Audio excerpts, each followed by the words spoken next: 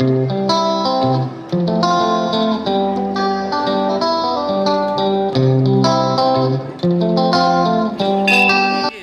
এটা মন্দিৰ আছে, বহুত ওপৰত আছে, তাৰ পৰা গোটেই গুৱাহাটী ভিউটো দেখা যায়। এয়া চাওক মোৰ ওপৰত যাই আছে, বহুত চিৰি আছে আৰু তলফালৰ পৰা আহিছোঁ এইখিনি। ভাগৰ লাগি যাই আছে খুব। অলপ ৰেষ্ট লৈ যাম। কিমান দূৰ আছে সেইটোও গম নাপাওঁ, এদিনো অহা নাই, আজি আহিছোঁ।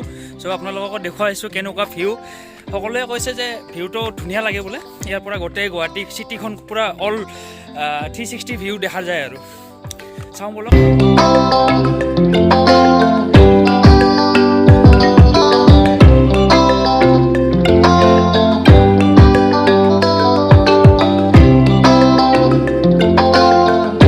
এতিয়া আমি আধা পাইছোঁ, আধা আহি পাইছোঁ। তাৰপিছত বৰচাপাৰা ষ্টেডিয়ামখন এইখন দেখা পাইছোঁ, এইখন মই দেখা পাইছোঁ।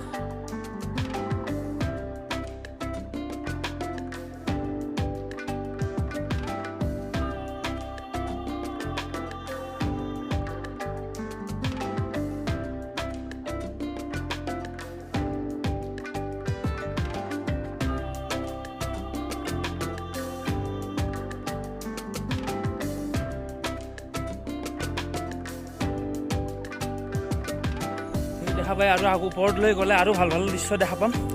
ব'লক ওপৰৰ পৰা চাওঁ কেনেকুৱা লাগে গুৱাহাটীখন। কিমান আহিছোঁ চাওক চিৰি, এই দেখিছেনে? তাৰ পৰা আহিছোঁ আৰু এতিয়া ওপৰ ফালত কেঁচা লাগে ওপৰত উঠি। 300 से ऊपर होगा ना, क्या अभी दिखाई नहीं दे रहा है। এতিয়াও দেখাই পোৱা নাই ওপৰত কি আছে। চাওক ওপৰত দেখি আকৌ দেখাই নাই। যাওঁ ব'লক।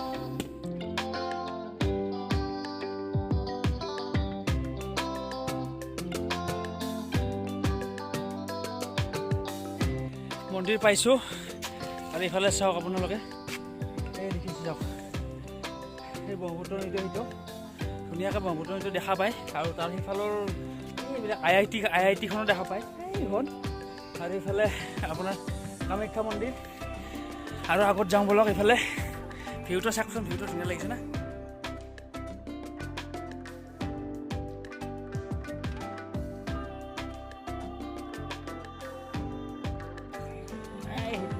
গান্ধী মণ্ডপ, পতাকাখন উৰোৱা নাই, বতাহ দিলে উৰাব।